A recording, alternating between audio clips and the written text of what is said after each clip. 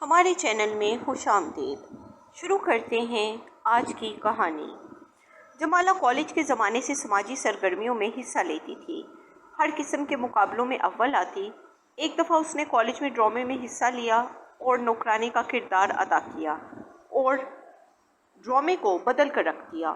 وہ میری class fellow تھی اور مجھ سے بہت پیار کرتی تھی۔ میں اسے پیار سے جمالہ کہتی تھی۔ اس کا اصل نام گل جمال تھا۔ پہلے وہ ایک الڑ مٹیار تھی، اب سنجیدہ ہو گئی۔ وہ اب غریبوں کے مسائل پر ہمدردی سے غور کرنے لگی تھی۔ انہی دنوں اس کے والد جو ایک صحافی تھے کے پاس ایک متوسط گھرانے کا نوجوان آیا اور التجا کی کہ میری کہیں سفارش کر دیں تاکہ مجھے ملازمت یا روزگار میسر آ جائے۔ اس کا نام ایاز تھا۔ وہ ایک لائق لڑکا تھا، لیکن سفارش یا رشوت نہ ہونے کی صورت میں ملازمت کے لیے در در کی ٹھوکریں کھانے پر مجبور تھا۔ حالانکہ وہ ایک انجینئر تھا۔ جمالہ کو علم تھا کہ یہ پوزیشن ہولڈر اور گولڈ میڈلسٹ ہے۔ اس کا دل بہت کڑھا۔ ایاز دراصل ان کے پرانے محلے کا رہائشی تھا۔ ان کا اور جمالہ کے والد کا مکان آمنے سامنے تھا۔ پھر یہ لوگ مکان بیچ کر پوش علاقے میں آ گئے تھے، لیکن ایاز کے والد ابھی تک وہاں ہی مقیم تھے۔ ایاز کو یہ سبھی بچپن سے جانتے تھے۔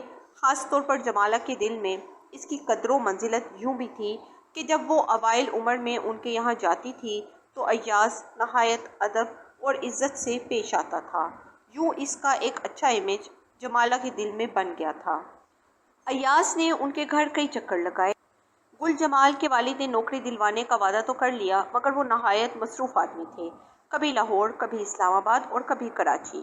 وہ ارباب اقتدار کے ساتھ سفر میں ہوتے اور اکثر بیرون ملک چلے جاتے تھے۔ 2-3 بار ایاز آیا تو جمالہ نے اپنے ابو سے کہا، بابا جان، آپ اس بیچارے کی طرف توجہ کریں۔ اگر اس کے لیے کچھ کر سکتے ہیں تو ہمیں ثواب ہوگا۔ آپ اپنے قلم سے اتنا کچھ معاشرے کے بارے میں لکھتے ہیں تو پھر ایاز کی مدد کیوں نہیں کرتے؟ اگر کر سکتے ہیں تو ٹھیک ہے، ورنہ اس کو صاف جواب دے دیں۔ اس کے والد بیٹی کے آگے لاجواب سے ہو گئے اور بولے، تم ٹھیک کہتی ہو، مجھ سے بھی کوتاہی ہو گئی ہے، لیکن اب میں ضرور ایاز کے لیے کسی سے کہوں گا۔ بس جب میں اسلام آباد جاؤں تم ذرا مجھ کو یاد کروا دینا۔ گل جمال نے ایسا ہی کیا اور ایاز کو ایک نیک دل صحافی کی توسط سے نوکری مل گئی۔ ایاز شکریہ ادا کرنے آیا، مٹھائی بھی لایا، لیکن گل جمال کو افسوس تھا کہ ایک پوزیشن ہولڈر کو معمولی نوکری کے لیے ان کے در کے کتنے چکر کاٹنے پڑے۔ اس نے فیصلہ کر لیا کہ وہ اس نوجوان سے شادی کر کے اسے اونچے مقام تک پہنچا دے گی۔ اپنی ماں سے اس ارادے کا اظہار بھی کر دیا، لیکن جب ماں نے اس کے والد کو آگاہ کیا تو وہ اس امر پر راضی نہ تھے، کیونکہ ایاز اور ان کے بیچ زمین آسمان کا فرق تھا۔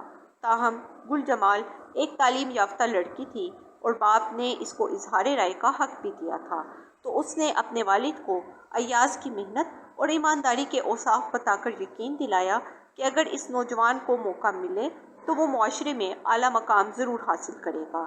چونکہ ان باتوں کو موصوف سمجھتے تھے اور ہمیشہ ان کا پرچار بھی کرتے رہتے تھے، لہٰذا بیٹی کو نہیں جھٹلا سکے اور اس کے دلائل مان لیے۔ یوں ایاز اور گل جمال کی شادی ہو گئی۔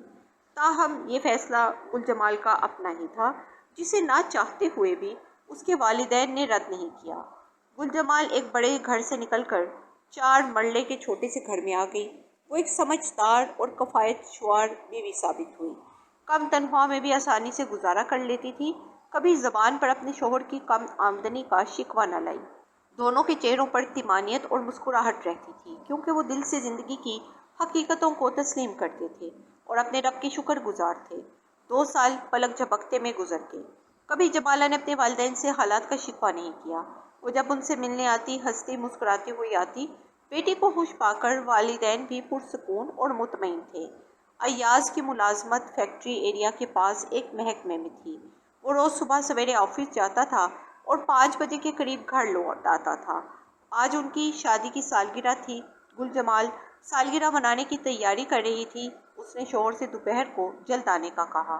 وہ ایاز کے انتظار میں تھی کہ پڑوسن کے گھر سے آواز آئی، جمال بہن آپ کا فون ہے، آ کر سن جائیں۔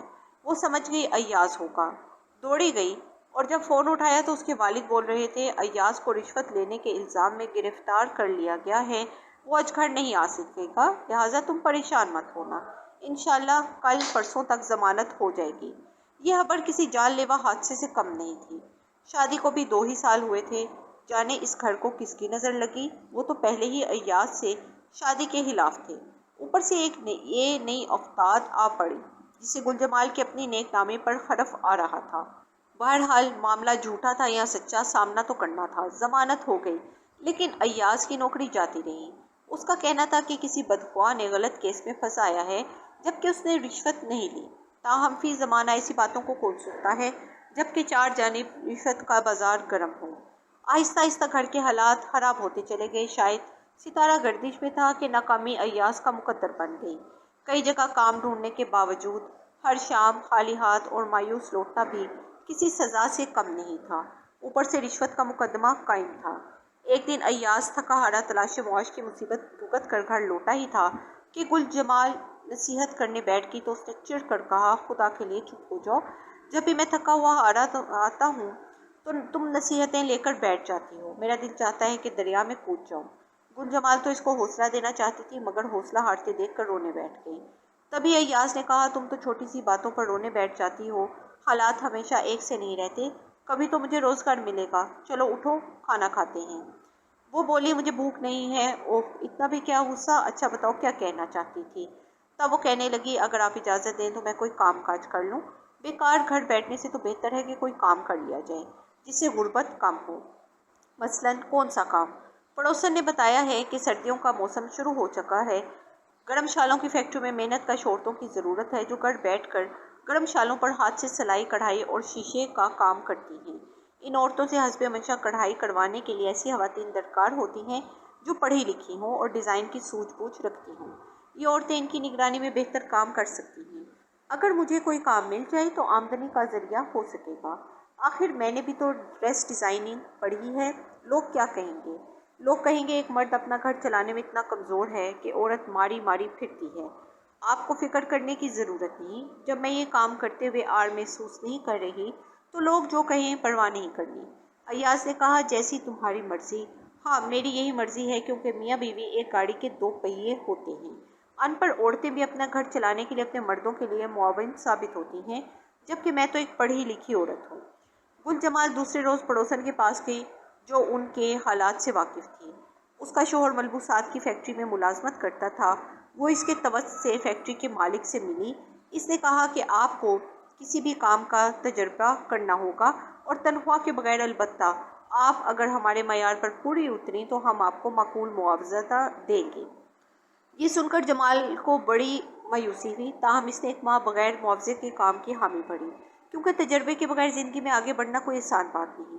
اب وہ روز صبح فیکٹری جاتی۔ پہلے روز تو وہ اتنی عورتوں کو کام کرتے دیکھ کر حیران رہ گئی۔ فیکٹری ورکرز سے ملاقات کی، ان کو کام سمجھایا۔ اس کا کام یہ تھا کہ وہ وہاں شالیں اور دھاگے وغیرہ عورتوں کو دیتی اور نمونے بتاتی، تھوڑا سا کام اپنے ہاتھ سے کر کے دکھاتی، اور جب ان کے کام سے مطمئن ہو جاتی تو ان عورتوں کو کام گھر لے جانے کی اجازت مل جاتی۔ اس کی نگرانی میں 50 عورتیں دے دی گئیں اور کڑھائی کے ڈیزائن بھی اسے دے دیے گئے۔ بڑی سوجھ بوجھ سے اس نے عورتوں کو نمونے سمجھائے، کلر سکیم بتائی، چونکہ وہ فائن آرٹ کی طالبہ رہی تھی اور کڑھائی وغیرہ بھی جانتی تھی۔ بس اس کے نمونے پسند کیے گئے اور 1 ماہ بعد جب عورتیں مصنوعات تیار کر کے لائیں تو سب سے اچھا کام اس کی نگرانی میں ہوا تھا۔ اسے 1 ماہ میں عورتوں کے گھر پر وقتاً فوقتاً جا کر کام کی نگرانی بھی کی تھی۔ اتنے خوبصورت نمونے دیکھ کر مالک فیکٹری اش اش کر اٹھا اور اس نے گل جمال کو معقول معاوضے پر رکھ دیا۔ یوں بہت جلد معاشی حالات سنبھلنے لگے۔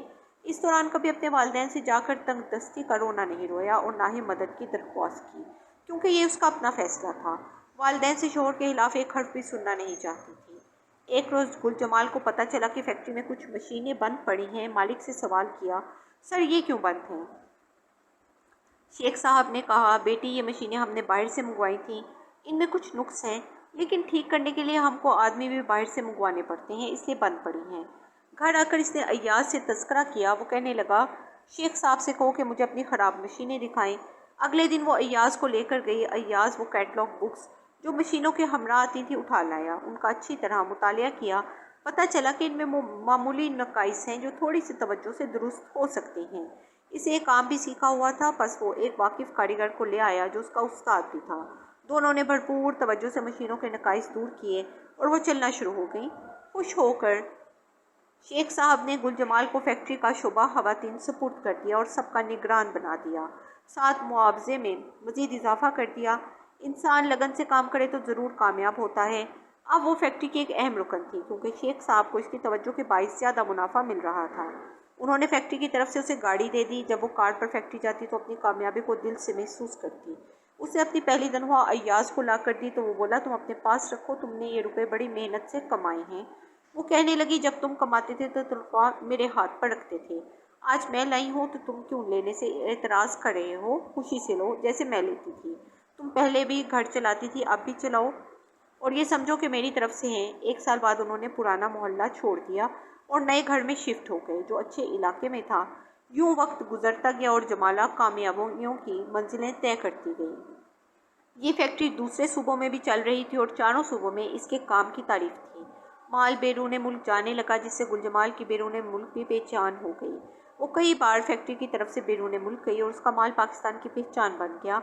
इस दौरान अय्याज रिश्वत के इल्ज़ाम से बरी हो गया। ये दिन बहुत खुशगवार था। उसको 3 साल की रुकी हुई तनख्वाह भी मिल गई और नौकरी भी बहाल हो गई। लेकिन गुलजमाल ने इसको नौकरी छोड़कर अपना काम करने का मशवरा दिया, क्योंकि उसके पास इंजीनियरिंग की डिग्री थी। अय्याज ने अपना पुराना घर फरोख्त किया और जो तनख्वाह दफ्तर से मिली थी इसको बैंक में जमा करवाया। गुलजमाल का असरो रसूख काम आया और अय्याज को कारोबार के लिए बैंक से लोन मिल गया। उन्होंने शेख साहब की फैक्ट्री के 2 सूबों के टेंडर भरे और तामीर की दुनिया में कामयाब हो गई। इनका कारोबार जम गया। शेख साहब की तबीयत कुछ नासाज रहने लगी। अब सारा काम गुलजमाल ही संभालती थी। उन्होंने अय्याज को नई गाड़ी का तोहफा दिया। तब एक सहाफ़ी ने सवाल किया, आपकी कामयाबी में सबसे बड़ा हाथ किसका है? तो अय्याज ने बिला झिझक कहा, मेरी बीवी का। मगर गुलजमाल ने फ़ौरन कहा कि हमारी कामयाबी में सबसे बड़ा हाथ अय्याज का है, क्योंकि अगर मेरे शौहर मुझे घर से बाहर कदम निकालने की इजाज़त न देते तो आज मैं इस मकाम पर नहीं होती।